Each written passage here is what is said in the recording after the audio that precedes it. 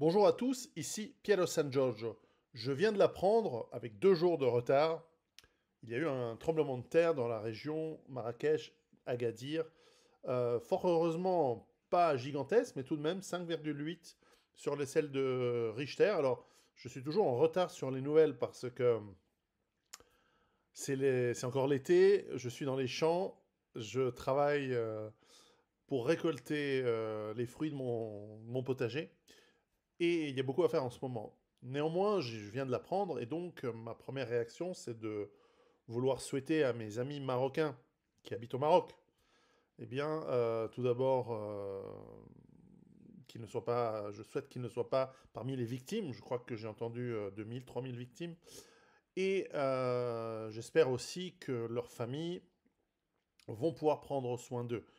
Le Maroc, comme vous le savez, si vous avez déjà vu, j'avais fait une vidéo sur le Maroc il y a quelques années. Le Maroc est un pays que j'aime beaucoup, j'y ai travaillé, j'y ai beaucoup voyagé, surtout pour le travail en fait. Je crois que j'y suis allé qu'une ou deux fois en vacances, mais c'était surtout pour le travail que j'y suis allé. J'ai beaucoup travaillé avec l'OCP, avec la RAM, avec pas mal d'entreprises privées et publiques marocaines, donc notamment à Rabat et à Casablanca. Et j'ai toujours eu du plaisir à travailler avec les Marocains. Ça s'est toujours très très bien passé. Et donc, c'est toujours triste lorsque l'on voit tout d'abord la souffrance des individus, des familles, mais aussi la destruction des infrastructures et des biens culturels. Alors, l'idée ici n'est pas de faire une vidéo juste pour vous dire que voilà, je suis avec vous en pensée, parce que ça sert à rien. Néanmoins, ce qui est toujours intéressant, c'est de voir partout, j'avais déjà fait une vidéo sur ce thème en anglais parce que j'étais interviewé par des Turcs euh, par rapport au tremblement de terre qu'il y a eu dans le sud de la Turquie en début d'année 2023. Et c'est toujours intéressant de voir à quel point on n'est jamais assez bien préparé face à cet imprévu voilà, qui malheureusement arrive, parce qu'historiquement, dans ces zones sismiques, on sait que ça va arriver, et on a beau se préparer, on a beau se dire qu'on sait quoi faire, eh bien, alors il y a une grande partie de la population qui ne sait pas quoi faire, qui n'a pas de préparation, mais même ceux qui sont préparés se retrouvent dépourvus, parfois dans la panique, parfois dans la peur, et certainement dans des moments très difficiles. Alors fort heureusement, ce n'est pas comme en Turquie où on se retrouve dans la neige et dans le froid en plein hiver, avec peut-être une maison qui vient de s'écrouler, à devoir déjà s'en sortir, peut-être retrouver des proches, des amis, des membres de sa famille qui sont ensevelis sur les ruines, blessés ou morts. Donc au-delà de l'aspect physique, il y a l'aspect psychologique qui est très dur. Et tout ça, ça se travaille, tout ça, ça s'explique, ça se prépare, mais on n'est jamais assez bien préparé par rapport à ce genre d'événement. Et lorsque ça arrive, que ce soit au Japon, en Indonésie, euh, sur la couronne de feu du Pacifique ou en Méditerranée. L'Italie a été touchée, la Grèce a été touchée, la Turquie a été touchée plusieurs fois ces dernières années. Aujourd'hui, c'est le Maroc. Eh bien, c'est un rappel que nous pouvons faire à nous-mêmes et à nos proches, de dire, tu vois, il n'y a pas que l'effondrement économique. Pour ceux qui ne me connaissent pas, moi j'ai écrit des livres sur ça.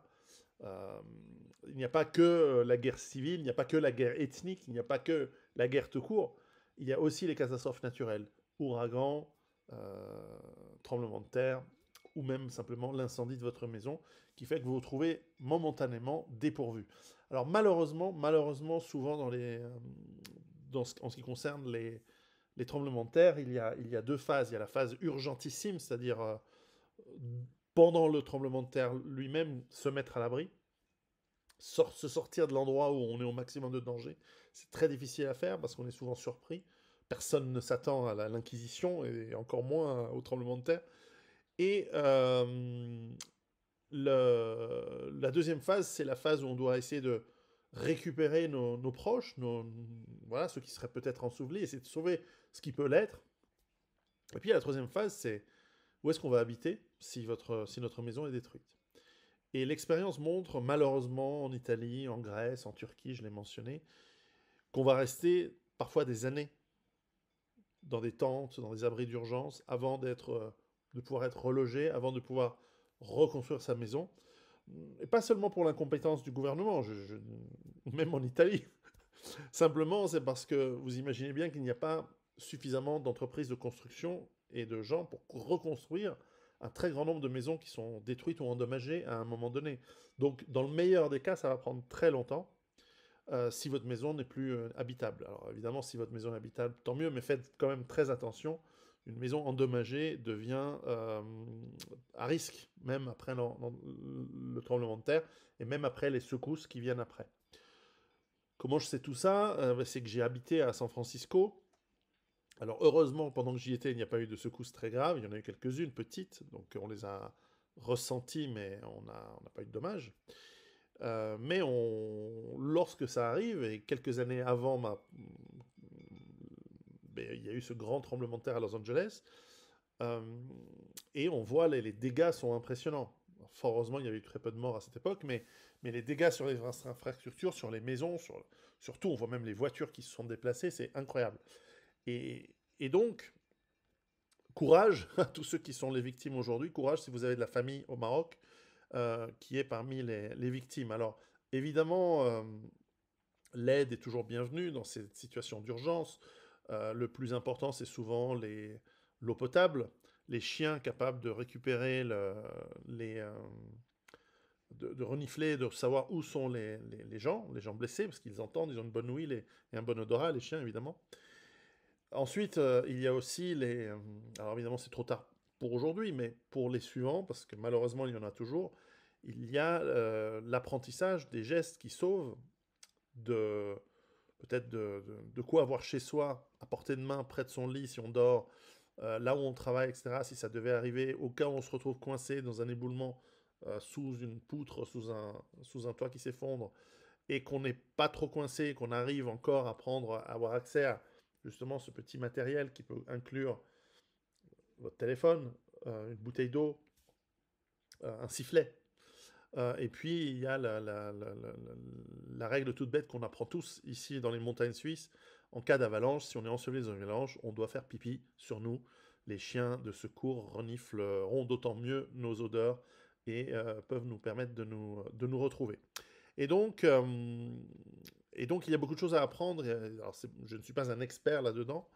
Néanmoins, c'est toujours important de se rappeler qu'il faut être préparé et se préparer à ce genre d'imprévu aussi. Ce n'est pas que voilà, la guerre, comme je disais tout à l'heure, ou l'effondrement économique. Donc, euh, voilà, je n'ai pas grand-chose de plus à dire, si ce n'est courage et force aux victimes, aux survivants surtout, et puis courage psychologique pour faire face aux victimes. C'est toujours très très triste lorsqu'on a des enfants, des proches en plus, mais même des amis dans un village, dans une ville, dans un quartier qui meurent et qui disparaissent comme ça, à l'improviste.